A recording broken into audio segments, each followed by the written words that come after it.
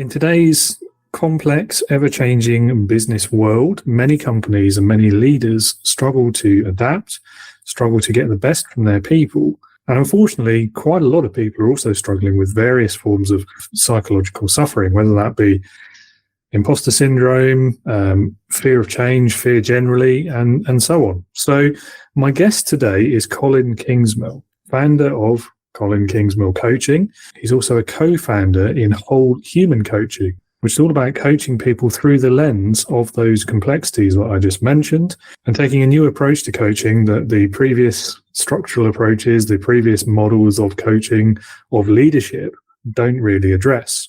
He's also a strategic advisor, management consultant, and an author, as well as a brilliant podcast guest. So we're going to have a great conversation today about all of those things, as well as leadership itself, and the importance of self-awareness and keeping an open mind to differing points of view.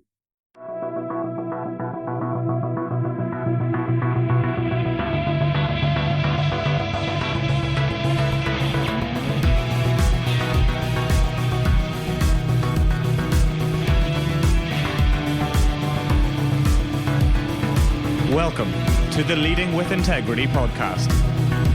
Leadership talk for the modern manager. With your host, David Hatch. Great. Colin, thank you so much for joining us today from snowy Canada, sunny Canada, bit of both. It's sunny Canada now. It was snowy just until a couple of weeks ago. So yeah, hallelujah for the sunshine and the spring. Spring has arrived. Excellent. Excellent. Pleased to hear it. Good timing as well. Well, let's kick off then by me handing the virtual mic over to you to tell listeners a bit about yourself, your business, your career so far, and what gets you out of bed in the morning. Yeah. So my career so far, I mean, the first part of my career I spent in banking in Switzerland, which anyway, I didn't love, needless to say. The second part of my career has been in destination real estate, sales, marketing, branding, and communications for the past 20 years or so. And I started to evolve more into coaching because I found that in my management consulting work, I really needed to dig into the why and the purpose and the reason for people doing what they do. So I thought I should go back to school again for the third time and really learn how to coach people to get their brand essence out of them, and then with that become a better communicator, a better marketer, a better salesperson with a stronger story.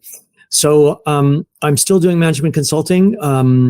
Really on projects that I like around destinations and places with purpose, with real purpose around art and culture and music, and also around health and wellness and or well-being and transformation. So I'm a strategic advisor to a company called Kalo, and also I set up something called Whole Human Coaching recently with a couple of other coaches, because I think the industry needed to be. We needed to look at people a bit more holistically than just, sort of traditional executive coaching, because the world is complex and people are complex, and we recognize that and come at you from sort of a 360-degree perspective. What gets me out of the morning, not enough coffee apparently, but what gets me up in the morning is really being able to serve people and help people come into really life with integrity and work with integrity, and helping them thrive and deconstruct the stories in their head that may be holding them back. So that's my whole kind of modus operandi: deconstruct to reconstruct, really. That's me today. I moved to the countryside. That's why I'm in. It's not even business casual. It's very casual. But I think from a place that is close to nature and close to the forest and close to the ocean, and I'm a much better coach. I'm a much better advisor by being in a place of tranquility and peace and calm, and God knows the world is crazy enough. So you don't need me to be crazy too. So that's it. That's me. Awesome. No, I hear all of that. I hear all of that. I'm with you. Definitely. Definitely not jealous at all. He said, hey, like I said, you are welcome to come anytime and get a taste of Nova Scotia hospitality. It's everybody is so friendly here. It's almost disalarming. Amazing. Not used to it. Yeah. I'm sure it'll be a very different pace to what I'm used to. But I look forward to that. It'll be something in the future, definitely. It really is an open, sincere invitation. This part of the world is spectacular. I moved here last year. I'd never been to this part of Canada. I grew up on the West Coast, and when we decided that, sort of middle pandemic and post pandemic, that we wanted to come home, we thought, well, let's try the other coast. Let's see what it's like over there. And it's been, sight unseen. I had never, ever been here, but we bought a house and a car and everything before we got here. And thankfully, it was a good choice. Yeah. It's the scale of the place, I think, is what boggles the mind. Speaking to someone from the UK and Europe, it's in the time it would take us to get from one side of Europe to the other, you probably would get halfway across Canada, I guess. Yeah, it's amazing how important space is, and nature, and how it nourishes you and nurtures you. I didn't really realize that, when I've lived in London. I lived in London for 3 years. I've lived in other busy cities like Belgrade, a city in transformation. Lived in Italy, which is, very densely populated, right? So I'm loving this wide open spaces, and everybody I know thinks I'm crazy because they're like, "Oh my, what do you? How don't you miss the city and city life?" And I'm like, "No, I can dip into that whenever I want." So yeah. Change is as good as the rest, isn't it? Absolutely. Yeah. So here I am in with the dogs in a great place to work from. I think by being in a place so close to nature, I have just greater clarity and peace of mind. So there we go. Awesome. Let's talk a bit more then about some of the things you do. So I know fear is one of the big things you talk about, and I guess fear, imposter syndrome, things around that sort of ilk. Challenges that are very familiar, I expect, to most new managers, if not seasoned managers. So what are some simple steps to overcome those kind of challenges? Sure. And it's funny, somebody asked me recently, because I'm writing a book on fear as well. They said, what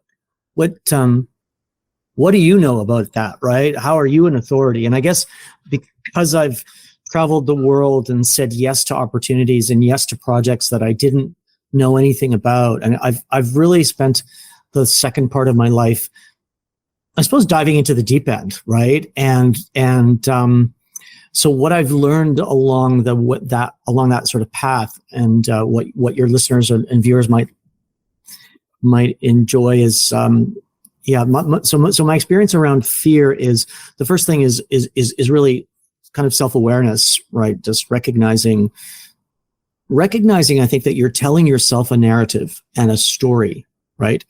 And what often happens is we're conditioned as younger adults or as children, and we carry that conditioning forward.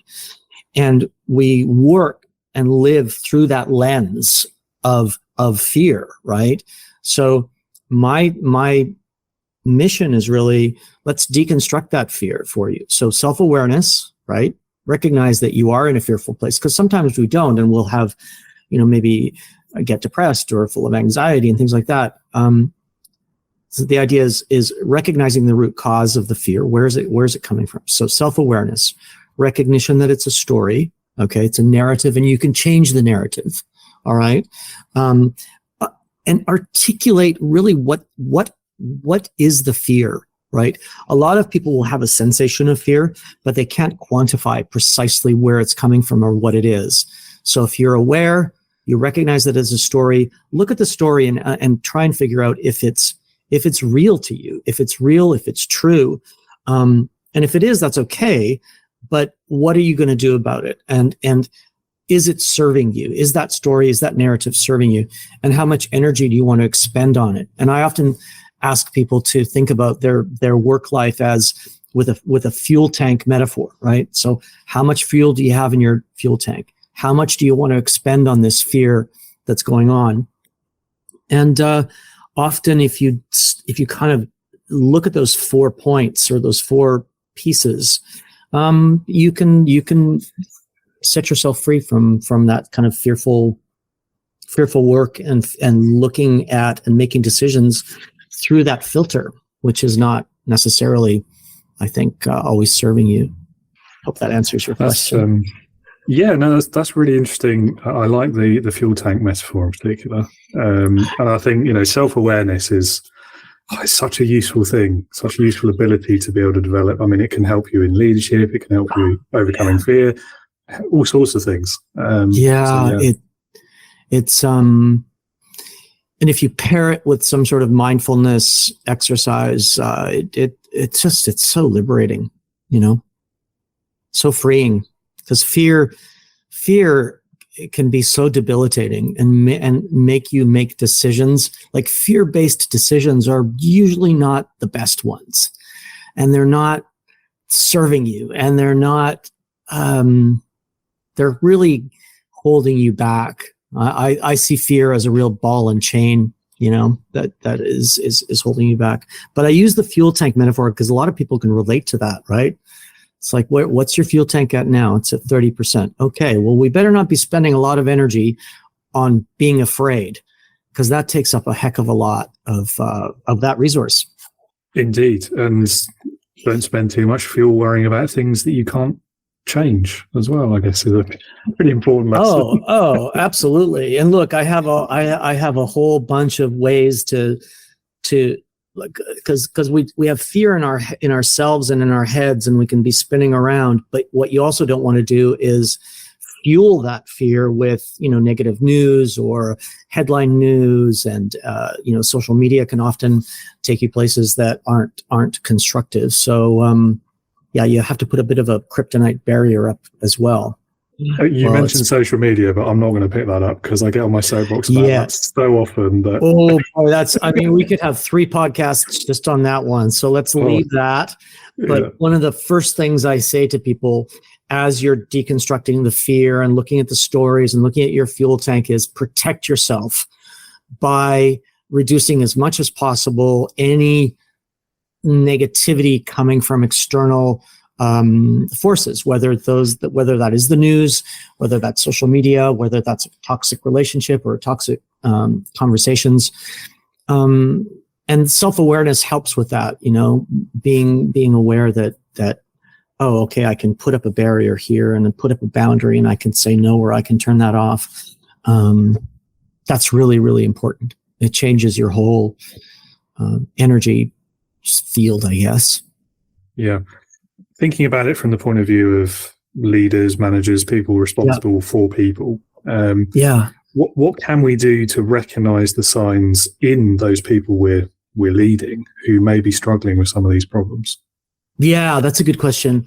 So there's a few things that you want to be aware of, I think. Okay. And the first one is really boundary setting. Okay.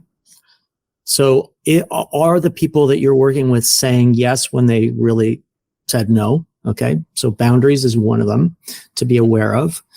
And you have to, again, self-awareness to be aware of what's going on with other people's minds. But boundaries are one, triggers are another, right? So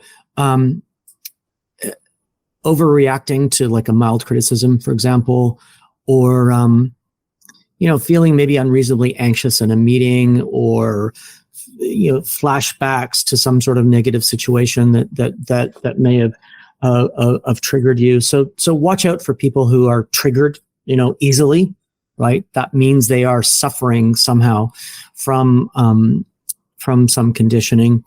I suppose the next one would be attachment.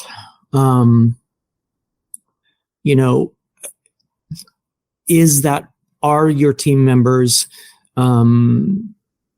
being team members, or are they refusing to socialize? Is there an aversion to teamwork? Is there something where you see that they're distancing themselves? Okay. So that would be another sign to watch out for. I think self-image would be the fourth one. And I don't want to say that there's just 4 things or 5. I don't want to leave people with a checklist, but self-image coming out in like lack of confidence, inability to accept compliments, right? So if you compliment somebody because they've done something well and they're like, oh, no, that's a sign. A fear of failure is definitely one. So if I was a leader and a manager today, those are kind of the top 4 things that I would have my radar on for. And that's telling me that someone is struggling. Those are probably the only ones. Yeah. Yeah. It doesn't have to be an exhaustive list, just some. Yeah. I think that's enough. Those are, even if somebody's got, a couple of those things going on, if you recognize them, you can intervene and help them with them. Yeah. And I have to say, I mean, all of those sound familiar from my past career. Oh, yeah. From both sides of the table as well. Me too. Yes. Yeah. I mean, I'm on a mission, right? Because these are all my lived experiences. Okay. So I didn't go back to school to get certified as a coach, without knowing all of this stuff and having lived it from A to Z. I mean, so this is all lived experience stuff. And I want to help people. My mission is really to help people get to a place of, joy or calm or bliss or to be in a place of thriving faster than I did. I took ages and ages to learn all this stuff. So that's my mission. Yeah. No, I think the first one in particular, I think almost everyone who's ever had a job will identify with the having to say yes when you really mean no. Can you just work late, please, David? I need this done by tomorrow. Yes. Right. And do that for a long time and see how that's affecting your body and your mind and your soul. Absolutely. Right. Absolutely. But at the same time, you quite often, and I think a lot of bosses are quite skilled in eliciting this reaction, you quite often feel like you can't say no because it will hurt your job, your career prospects, put your paycheck at risk, etc. Sure. Yes, you're right. Sadly. But at the same time, I think, if the relationship is toxic or gets to that point where you're always saying yes when you should say no, maybe it's a rethink on where you're at and what you're doing, because these are not healthy practices, right? I mean, there's great research out now by people like Dr. Gabor Mate.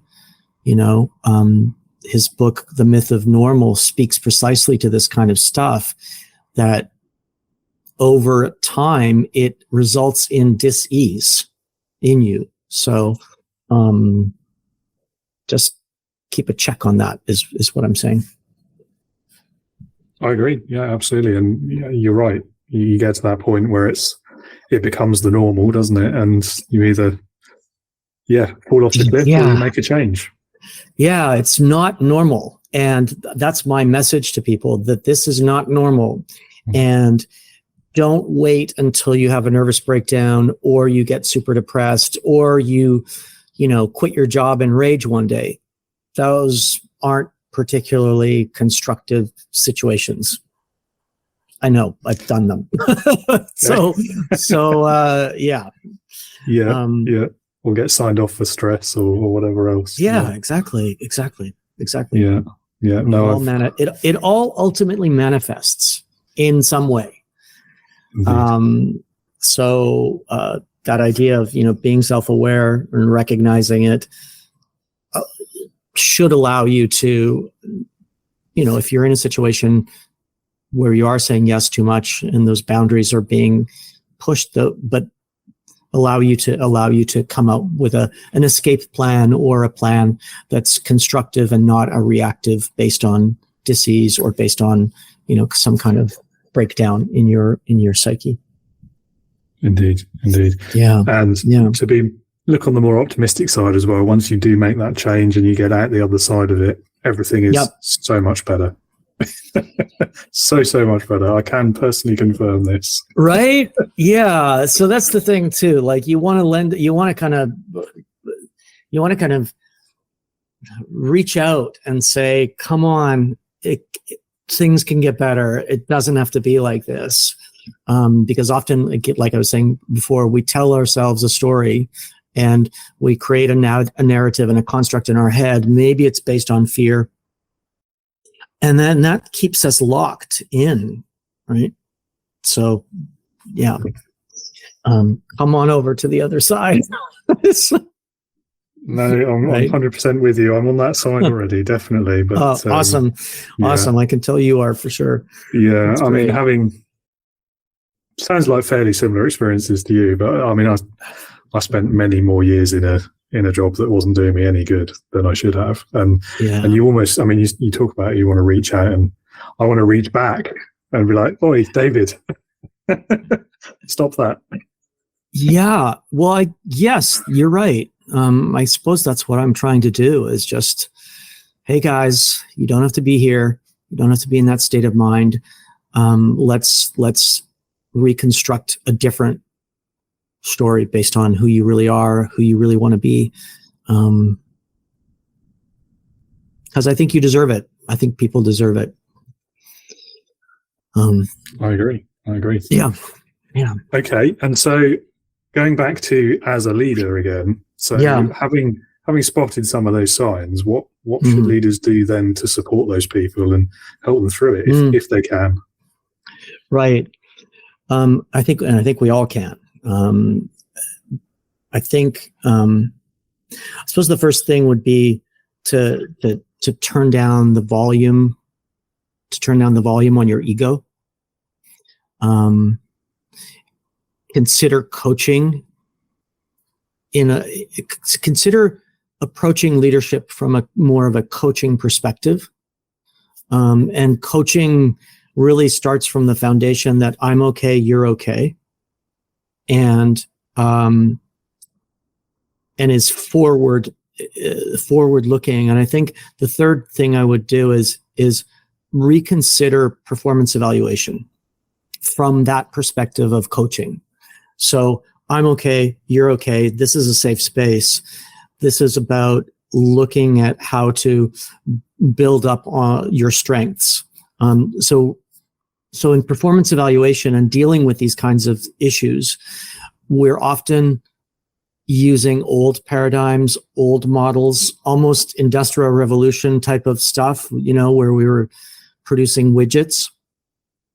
But the world has changed dramatically. So I think if a leader or a manager can detach from their ego and bring in a different kind of leadership approach, more of a coaching approach, and look at leadership evaluations or performance evaluations from a different perspective, asking deeper questions, asking more questions, and really finding out what is happening to that person on the other side. Because those moments of management and leadership and evaluation can be really tough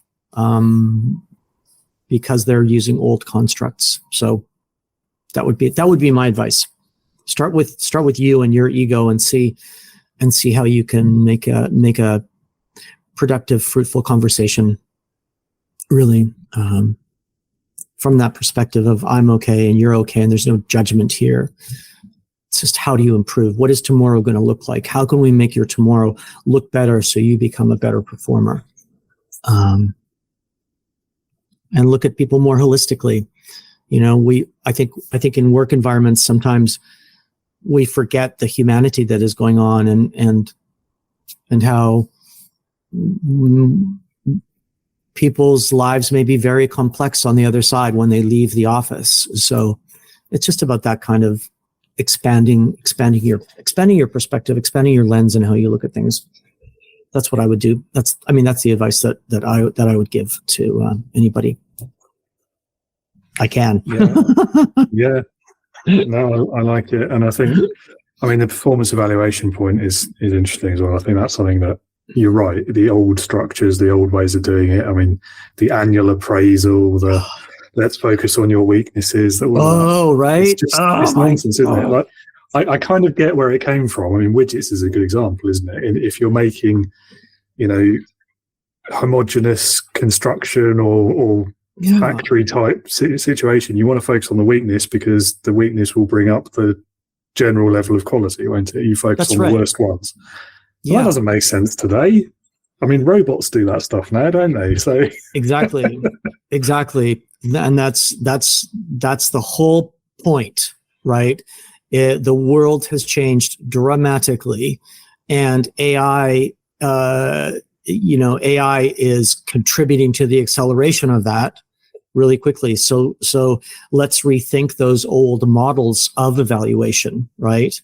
And make them more of a coaching conversation and more of a, like you say, let's not focus on your weaknesses. Like, I don't want to focus on my weaknesses. I hate accounting. I'm not going to go and learn accounting and never going to do it. Don't even make me try. So, there you go. That's what I would do.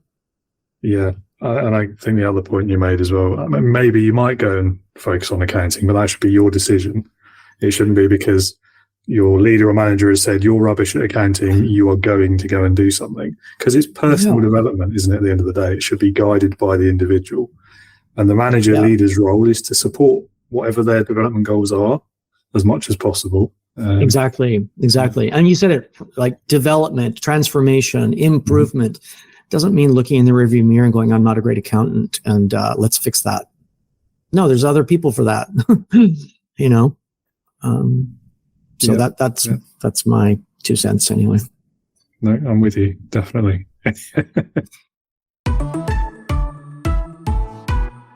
If you had to pick some of the biggest lessons of leadership that you've learned from your career, what would they be? I suppose if I were to go back and look at, I would examine my intentions and my desires in a different way. And I would probably, I would re-examine the is this really what I want, and why do I want this, and why am I doing it? So it kind of goes back to that first point we talked about, like self-awareness, right? I know that for the first part of my career, I was very ambitious and I was driven by a checklist, right? I need to have this and have this and have this and like it's all those haves, right? And I did that and I checked all the boxes, right? I checked all the boxes. Career, wife, family, marriage, it wasn't white picket fence, but pretty much, the cars and the travel and I call it seeking fabulous, right? And I hit a wall at 35 that because I realized one day that all of that stuff wasn't my mission, wasn't my purpose, that shouldn't have been the driver, really, or those things should have been the driver. So, I would absolutely focus on self-awareness and understanding what your purpose here really is. What do you want to contribute? What do you want to be known for? How do you want to be impactful? But look, also, like, some of the greatest challenges I've had have been the greatest learning experiences too. So, I don't want to say I would erase my history or my past, or those years, but I can tell people, getting into the workforce today, or sort of in the beginnings of their managerial or leadership careers, that self-awareness and that intention and understanding why you're doing this is a very good exercise, because I hope you don't want to be 10 or 15 years into something and then realize, oh my God, why am I doing this? I wanted to do something totally different. So my whole thing is if you can be aware of these questions and these things sooner than later, then my God, you've got much more time, right, to flourish and blossom and grow and really achieve your true potential. So that's why I'm happy to help people speed things up. It's like, no, let's. No, I'm the same. I think I agree with you. Like you learn much more from mistakes, on average, anyway, than you do from when things go like spectacularly well. If you're lucky enough for that to happen, there's less to learn there, because you won't necessarily, by human nature, dig into why it goes really well. But if something goes wrong, you're going to want to know why, so you don't do it again. Yeah, I mean, failure is fantastic. It's like, it's great. It's such a great school, school of life, through failure. So, So, and also, it's also, I think how you frame things too, right? So you may be in a situation today that you consider negative or non-productive or something, what's going on, something's wrong, I'm not happy, but take away the judgment, take away the label, take it and just recognize that it's part of it's school, right? It's the school of life, and you're in it and you're on it, and you're learning tools for tomorrow. So, stuff can be tough, but recognizing that it's a learning process, recognizing that it doesn't have to continue, recognizing that, changing the label on it, and not holding on to it is a fantastic release. Yeah. And if you're able to look at it through that lens of what, okay, I'm not particularly happy with it, but what can I learn from it? I think that's going to set you up so well for the future. What am I going to do? What am I doing with it? Right. Yeah, exactly. Yeah. And is it me? Is it the management? Am I just out of alignment? Am I not being my authentic self? So instead of saying this is crap or whatever,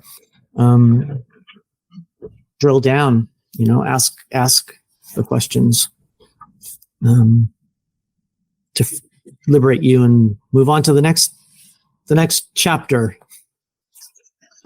Definitely. And there is a school of thought that people need to make their own mistakes.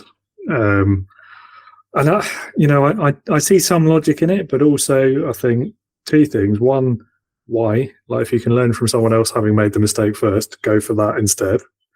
But second, I think that's why self-awareness is so much more important, because I think back to the mistakes I've made in my career and my life, I quite often didn't realize how big a mistake it was until many years later looking back. If I'd been more self-aware at the time, I reckon I would have learned a lot more. Yes. 100%. This idea sort of stagnating, I guess, in that space or that place. I wish I had me as a coach when I was 25. Who knows how things would have turned out. All right. So I'm right there with you.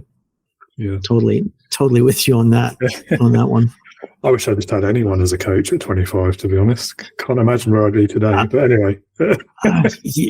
Look, I think I don't want to self-promote, but I still have a coach, right? So I think having somebody that is outside of your workplace and maybe outside of your family or outside of a spousal relationship, somebody that just comes in objectively and can kind of help you with that self-awareness, right? Just get you to that place. As a follower, then, what has been your own best experience of being led? as a follower. I think it was when I was with I know it was when I was with a company called IntraWest, which at the time was the largest resort developer in North America. And the chief strategy officer who I worked for was always pushing me to think differently. And I know that sounds like, the Apple tagline, but he really, in a constructive way, right, said, okay, that's an interesting solution, but you can do better, right? Think more possibilities, expand your horizons, widen your lands. What could happen here? How could the scenario or the situation be different, be better, be world-class, be award-winning? And that leadership style, I think, stuck with me. That idea of constructively knowing that you can do better is really empowering. And that was one of the best experiences I've ever had professionally. And I've taken it with me. I use that in coaching. I use that in mentorship. I was just saying to somebody the other day, I was like, this could be Nobel Peace Prize territory. Keep it up, keep digging, because there's something incredibly juicy in here. So that, and it was only a few years of working with that individual, but that approach, that sort of limitless possibilities, and the tagline of the company was "We work to play." So it already had a culture, and several coaches have come out of that culture because it was extremely fun and playful. Grueling work at the same time, right? Like really tough solutions to figure out, but by being allowed to kind of dreamscape and think of possibilities, that would have been it, or that was it. That was it. Yeah, best experience. Obviously had a lasting impact as well, which is usually the first sign that it's been a good experience. Well, yeah. I remember nothing from my decade in finance and banking. Like, it's all just a blur. But yeah, you're right. That's a good point. Those moments where you are in the company of great leadership should be impactful, and it should be memorable. You're right. Hadn't thought about that, but other moments that were less interesting are a blur. Who knows? I can't remember. Yeah, that's it, isn't it? I do find, though, that the bad leadership experiences, they really stick in people's minds quite easily. But the good ones, I think, have to be really, really good to stick in your head and have that impact over time. So I think that just speaks to how much of a positive impact this individual must have had on you. Yeah. Well, the bad ones are yeah, you're right. Sadly, again. sadly, there's more of those. There's more of those than the exceptional ones. But it doesn't have to always be this way. I think it feels, I don't know about you over in the UK, but it feels as though there's a bit of and maybe the Great Resignation is an example of this, or a symptom of it. There seems to be a shift in the way people are thinking about work. And I know, like with my work with Kalo, we're doing a workplace well-being program that is, transformational. And I was looking at some of the ROI numbers and the data and the statistics of, if you start to bring if you bring exceptional leadership into a work environment, and you bring, thoughtful mindfulness, self-aware leaders in, where they are really like I had at IntraWest, where they're really nurturing and nourishing your possibilities and your potential, it feels like that's bubbling up. I don't know about you, but it just feels like, even I was speaking to somebody the other day about about the architecture even of offices today and how that's changing and how they're being seen more as meeting places and community creation places as opposed to workstation, widget producing, come in, do this, leave kind of thing. So I think that's wonderful. That seems very exciting to me. I feel really excited about the future of work, and notwithstanding all the craziness of the last 3 years, feels like we're going to come out of it better than before. I don't know what you think, but yeah, I hope so. There definitely has been a shift. I think. I don't know. I mean, whether the Great Resignation was a cause or a symptom is hard to tell. I think there's a generational aspect as well. Sure. The whole Gen Z, millennials, and whichever the latest one is, I can't keep track. No, I don't know either. I'm struggling with all the alphabet soups that we're supposed to remember. I need to look up a manual. All that stuff. Yeah, we need a glossary. Yeah, but the change is hopefully productive and good as we enter a new era post-pandemic. Yeah, I think so. I mean, the office kind of setup you've just described is kind of my dream, actually. That'd be the way. If I was in a company of more than just me again, and we had an office, that's how it would be. It would be hybrid working. It would be a communal place for people to socialize even, and that's the purpose of the office. And then work is done wherever. Exactly. Yeah, exactly. But everybody I'm speaking to that has some kind of impact in that area, that's exactly where it's going. It's lovely. It's great to know that even the architecture of spaces is also adapting to this shift that has happened, right? So hallelujah. Yeah. Onward and upward. Yeah, definitely. I mean, at the same time, I don't know. I try not to be too pessimistic about it, but certainly in the UK, the potential economic climate of what's coming over the next couple of years for us is having perhaps more of a pull backwards from that. Yeah. I mean, that's a whole other conversation. We'd need another podcast to look at that. And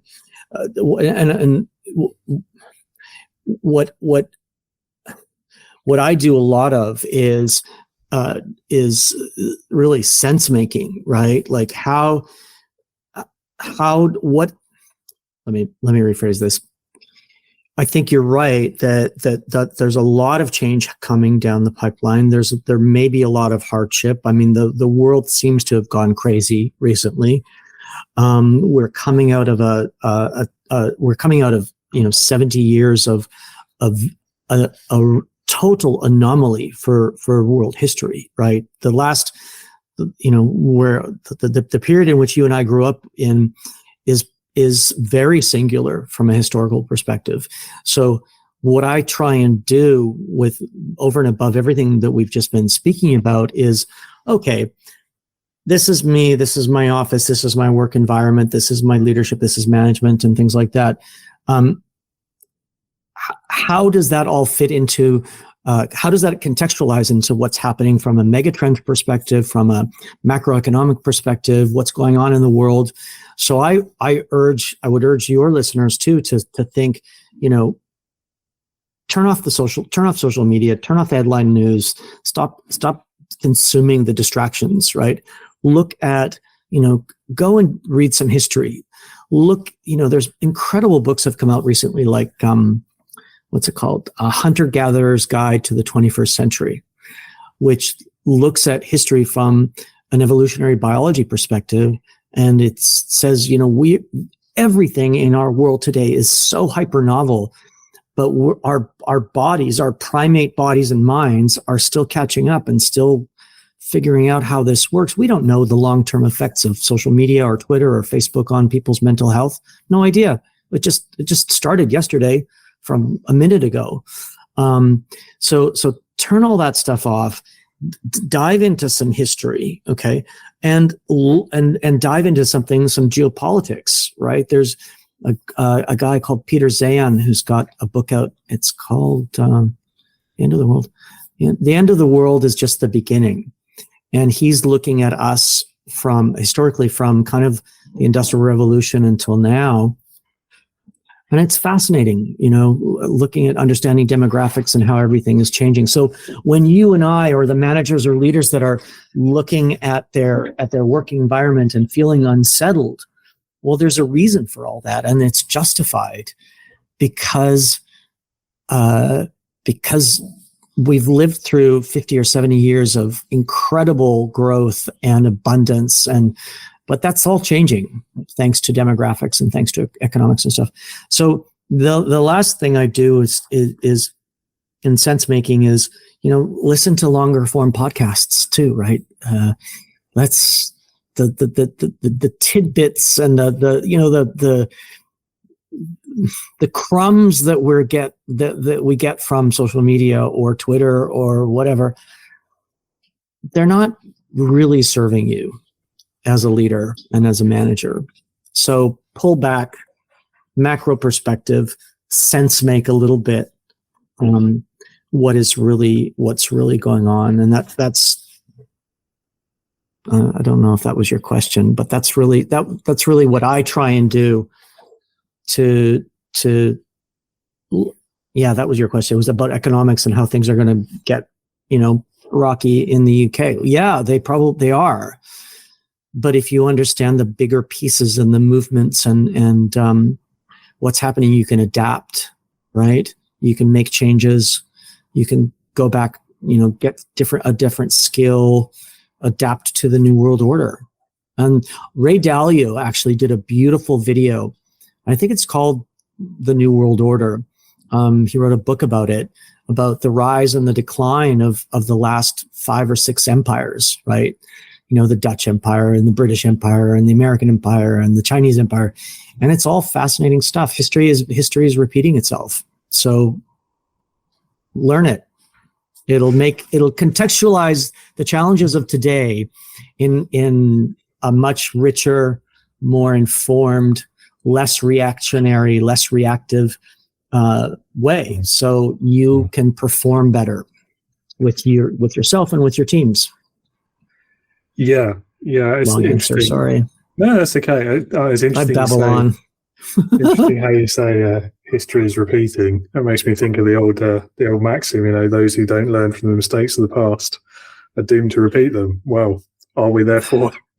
Yeah, all this stuff has happened before. Inequality, division, political division, even gender. All the things happening around gender these days. It's all happened before.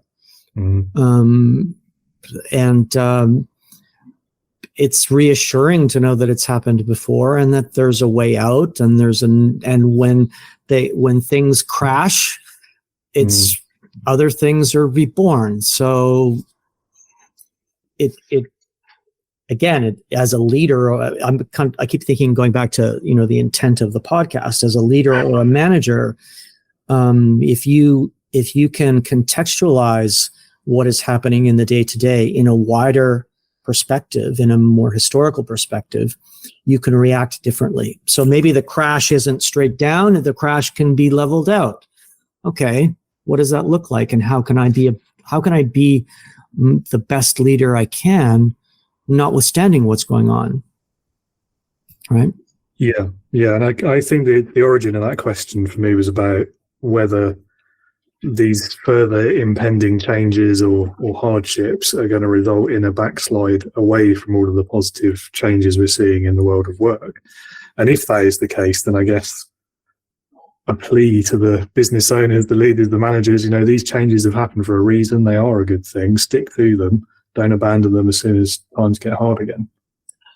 Yeah, very good point. That's great advice, I think. But if you aren't aware, and if you aren't learning, and if you aren't open to, that sort of wider angle lens, then you will react, and you will shut things down, and you will fire or do things that you may regret. So I think to be a better leader, you want to be aware of those mega trends and the macro trends. This might be a difficult question, or it might be a really easy one. I'm not sure. We'll find out. Okay. If you were to start your career journey over again, would you do anything differently? Oh yeah, I would do everything differently. I went to university, and I had in my head this whole checklist of things I had to do and accomplish and get, and it was a reaction to, a childhood where I may not have had those things, or where I felt that I needed to perform better or be worthy or whatever. I mean, that's a whole other podcast too. But if I was more self-aware at 25, and understood why I was working and what I was working for, or thought about what my purpose in life was, as opposed to, a bank account and a Range Rover and, Christmas in St. Moritz and Easter in Saint Tropez. Right? So yeah, I would have totally done things differently, but I didn't know. I had no clue. So I hope that in the work that I do, I can help people emerge, get there faster, and not waste their time. Not waste their time pursuing things that are not feeding them and nourishing them and nurturing them and the world, I guess. So, long answer to a yes. Yeah, I mean, I think about it in terms of leadership as well. Like, if you do it the modern way, the engaging way, the people first way, it's not putting money first, which a lot of business owners feel the need to do, but actually ultimately it kind of is, because if you do all those things, you see the rewards from better engaged staff, more productivity, and therefore ultimately better financial performance. So you end up in the same place, but you've done it the right way instead. Better retention, better loyalty, better happiness, fewer sick days. I mean, the list goes on and on. So it doesn't have to be, woo-woo stuff. It's this working with a different intention produces better results, and science is proving that. ROI is proving that.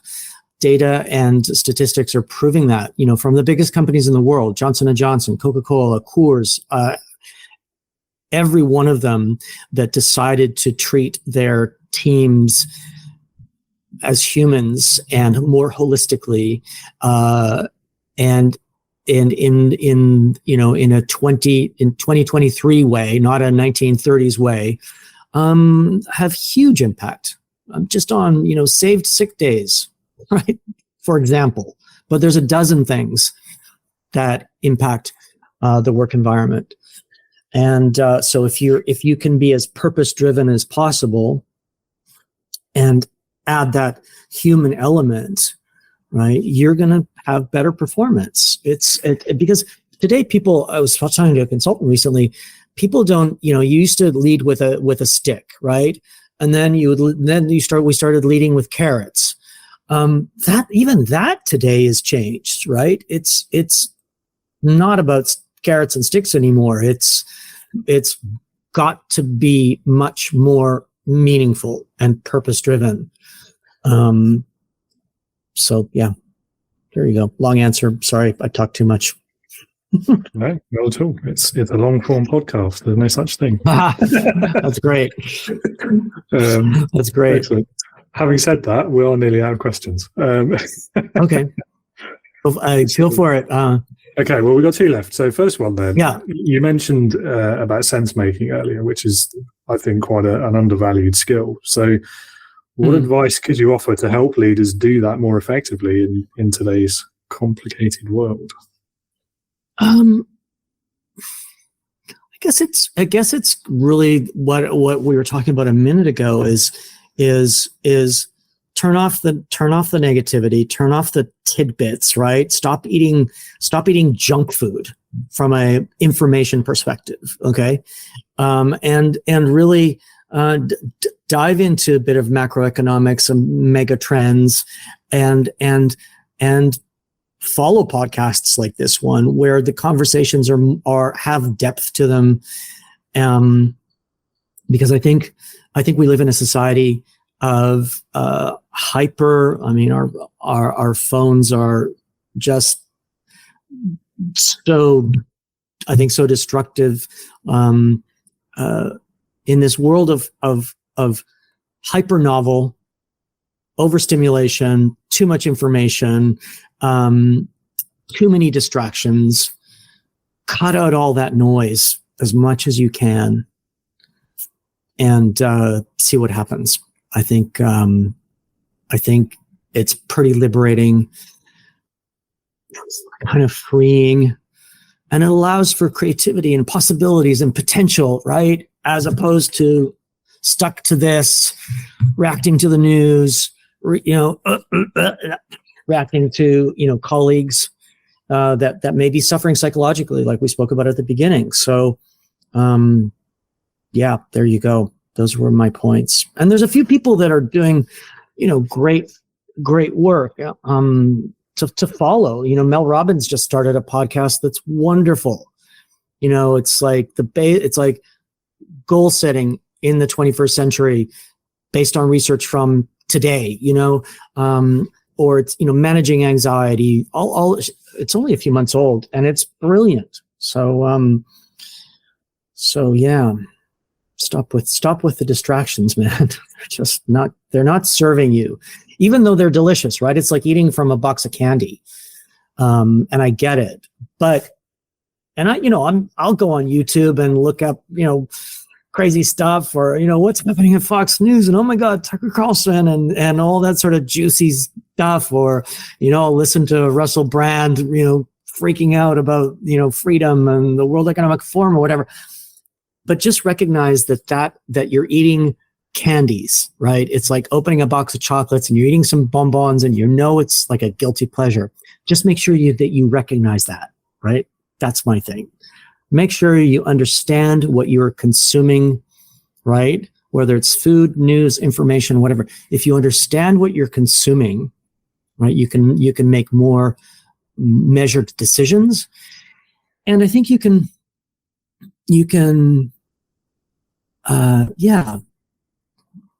because consumption of all of those negative things, as delicious as they might be, right, and as addictive as they are, and as you get the hits from the dopamine and the endorphins and whatever, it's not serving your energy well, right? And I'm a big believer in in what the energy that you're emitting is the energy you get back, right? And it's physics, and quantum physics is coming around to showing us and demonstrating how these things affect the body, and how they affect the mind, and how they affect your energy, and how you interact with people. So that would be my advice, I think. Good advice, I think. And something else that you alluded to earlier as well, I think is very important. Seek out those alternative viewpoints, those opposing views, opposing opinions. You don't have to agree with them to understand them, but understanding them will help you make a more balanced decision. Sorry, go on. No, like you said, like I totally agree with you. And you want to make sure that you're not in in your own echo chamber, right? And that's and social media, whether and news and other sort of channels of information can and do keep you in an echo chamber. So you'll get more of what you were looking at, right? And often because the sort of inflammatory nature of social media, it will keep you in that space longer and longer and longer. And then you believe everything you've said, and you believe everything you say, and you can't debate, and you can't see life through that perspective of, and you can't debate anybody. You want to be able to have conversations and debates, not broadcasting anger or frustration or whatever, right? Stopping talking to someone because you don't agree with whatever they've said. Yeah, boy. Yeah. Ugh. Yeah. Get away. Let's not even go there. Let's not go down that rabbit hole. Indeed. Indeed. No, it's kind of a worrying trend in culture, really, isn't it? Of late. For sure. But there are alternatives are popping up. And I think there is, I hope there is anyway. I'm much more cognizant of it now and aware of it now than I was before. Aware, and I feel it too. Like you want to also listen to your body, right? As a leader, and are you fueling it in the best way possible for yourself and your teams? Because if you all of that consumption of negativity, it affects you physically. We know that now, and that will ultimately affect how you're showing up as a leader or a manager or an entrepreneur or in a startup situation. So you want to protect yourself as much as possible from that stuff. It's not useful. Yeah, absolutely. It's fun. Like I say, it's like eating candy or junk food, right? Yeah, well, I mean, you know what they say about candy. It's fine in moderation as long as it's part of a balanced diet. So, yeah, exactly. Unfortunately, it's really tough to have that balanced diet in today's society. I'm not talking just about food. I'm talking just in general. Not to stretch the metaphor too much, but maybe just don't spend all your time next to the candy machine. I don't know. Oh, that's a good metaphor. I like that. Can I write that down? Yeah, sure. Yeah. Can I use that? That sounds good. Maybe go to one of those healthy restaurants or something and eat lettuce every now and then. Yeah, exactly. Okay, I've strained the metaphor too far now. Let's move on. Yeah, we're pushing it.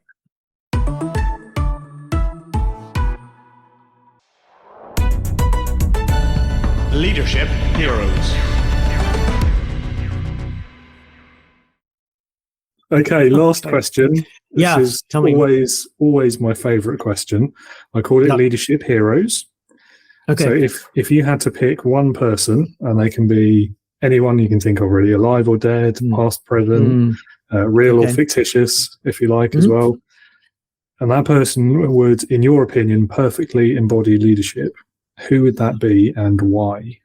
Okay, I think it would be Sam Harris, who's an American philosopher and thinker. He's a writer. He's a podcaster. He has an app called Waking Up. And